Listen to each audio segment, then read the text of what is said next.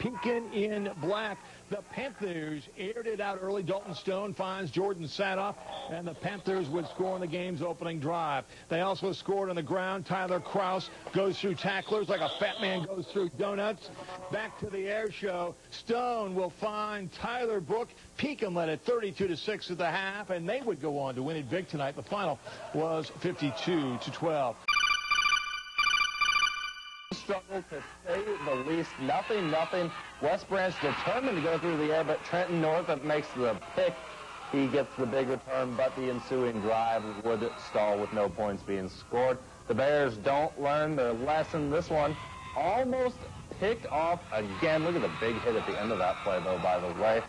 Once again, they say if at first you don't succeed, try again. Once again, Pekin almost intercepts it. And one more time. This time, the Panthers finally succeed. Kelly Graham makes the play for the interception on that one. Once again, that would not lead to any points. So no offense all night in this one, but Pekin would force a fourth quarter fumble and score to take a 7-0 lead. The defense would make a strong hold, and the Panthers win 7-0, staying undefeated and clinching that all-important playoff berth. Thanks, John. It was the Battle of the Unbeatens tonight at Regina. The third-ranked Regals hosting number 4 Pekin for the district title. Matt Nelson joins us live from the Iowa City newsroom. And, Matt, this had to be a good one. It did, Scott. And, Scott, both of these teams already with playoff spots locked up in 1A, but there's certainly something to be said for being able to call yourselves district champions, and that's what they were after tonight. And let's check out some highlights. Both of these teams have been dominant in their wins this year. In fact, the Panthers of Pekin had given up just 1 touchdown in district play coming into tonight, and defense dominated the first half. Regina didn't have much first half offense as Cody Milliken comes up to make the stop on Bobby Johnson. Pekin has only thrown the ball about 25 times all season, and their mighty rushing attack was going nowhere as the Regals were swarming to the football. So the third quarter scoreless game. The turnovers be the key to this one, you bet. But not on this play. Regina QB Nick Lyons, his fumble is recovered by a teammate. It was just a close call. The very next play, Regina punting, and Pekin's Bryce Milliken tries to pick it up off the bounce. Bad idea, as it's a fumble, and Jake Risen comes up with the recovery on the Pekin 24-yard line. Regina got the offense going. Lyons' pass is complete to Zach O'Connell for a pickup of 12 yards.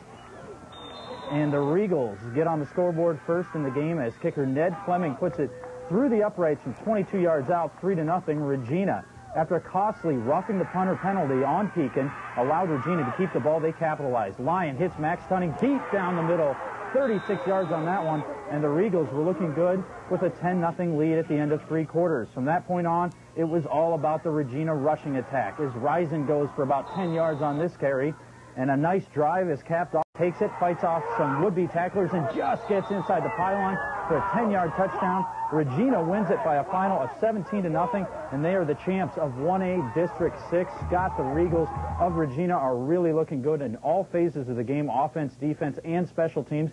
You pretty much saw it all there in those highlights, and they'll be looking for their second state championship in 3 years when they start the playoffs on Wednesday. That's Halloween, so get your trick-or-treating done early, and then head out to a high school football game, and the Regals will be one of those teams playing on Wednesday night as the champions of District 6 Class 1A. Running backs this year allowing just 5.6 points a game, a testament to hard work put in the off-season. There was quite a few of us that worked really hard in the off-season, a lot of weightlifting, and we did a lot of running. But majority of us, our whole class gets along, and there's no fighting amongst any of us. Although Pekin dropped a 7-6 decision to Northeast Goose Lake, it couldn't spoil the program's reemergence this year. I feel the regular season went well. We lost Regina, but it was a good game, a couple mistakes here and there.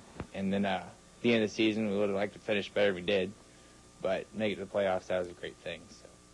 While it was Tom Stone's 40th season at the helm at Pekin,